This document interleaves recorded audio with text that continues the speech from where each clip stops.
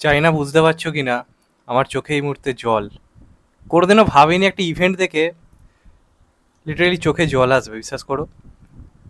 শুভশ্রীদি দেবদাকে বলছি আমার সাথে ফ্রেন্ডশিপ করবে। দেব শুভশ্রী না একটা নাম নয়, বিশ্বাস করো, আমাদের টাইমের সমস্ত প্রেমিক প্রেমিকা যারা দেব শুভশ্রী হতে চাইতো, মনে মনে প্রত্যেকে দেবদার মতো কেউ স্টাইল মারতো, কেউ শুভশ্রীদির মতো ফ্লার্ট করতো, সেটা টাইম ছিল। তো আজকে যখন সেই মোমেন্ট, তাদের মধ্যে বন্ধুত্ব, আমাদের জীবনের একটা ওতপ্রোতভাবে জড়িত, তাদের প্রেম, সেখান থেকে দাঁড়িয়ে তাদের বিচ্ছেদ, এই প্রত্যেকটা মোমেন্টকে আমরা কাটিয়েছি, প্রত্যেকটা মোমেন্টকে আমরা ফিল করেছি, প্রত্যেকটা মোমেন্ট আমাদের জীবনের সঙ্গে ওতপ্রোতভাবে জড়িত রয়েছে। আজকে এখানে দাঁড়িয়ে শুভশ্রী যখন দেবদাকে বলছে তুমি আমার সাথে ফ্রেন্ডশিপ করবে, ওই দৃশ্যটা যখন দেখছি না আমি, মানে আমি চোখের জল ধরে রাখতে পারিনি। আমি মনে হলো না আমি ভিডিও করি আগে, কারণ এই ব্যাপারটা মনের মধ্যে আটকে রাখলে না, সিরিয়াসলি ভাই, রীতিমতো গায়ে গুজবাম্পস দেবে।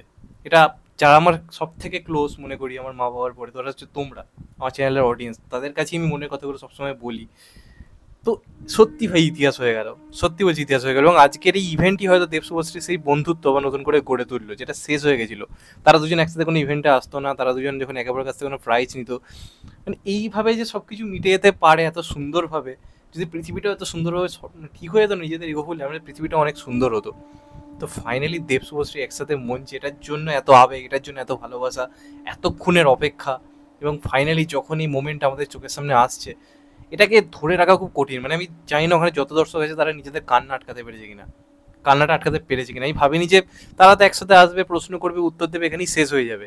কিন্তু যেভাবে শুভশ্রীদি বললো ওইখানে দাঁড়িয়ে, এবং দেবদার অ্যান্সার, এবং তুমি যদি ভালো করে লক্ষ্য করো ওদের দুজনেরই চোখে জল ছিল, ওরা যখন হেঁটে হেঁটে আসছে, বোঝা যাচ্ছে যে ওরা কোনোদিন কল্পনা করতে পারেনি যে এই দিন ফিরতে পারে আবার, এরা মোমেন্টস হতে পারে আবার।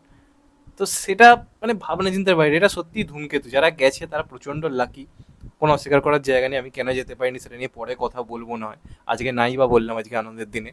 কিন্তু এই সব কিছুর ভিড়ে এই যে আনন্দের মোমেন্টটা ভাবা যায় না। যারা ওখানে আছে তারা যে কি ফিল করলো, এবং যারা লাইভ দেখছে তারা যে কি দেখছে তারাই জানে, যারা এটা ফিল করতে পারবে। অবিশ্বাস্য একটা মোমেন্ট। আমি এখানে লাইভটা দেখাতে পারছি না কারণ কপিরাইট ইস্যু হয়ে যেতে পারে, যে কারণে আমি জাস্ট এই কারণে ছবিটা তুলে এখানে দিলাম, এবং থাম্বনেলও সেটাই দেওয়ার চেষ্টা করব।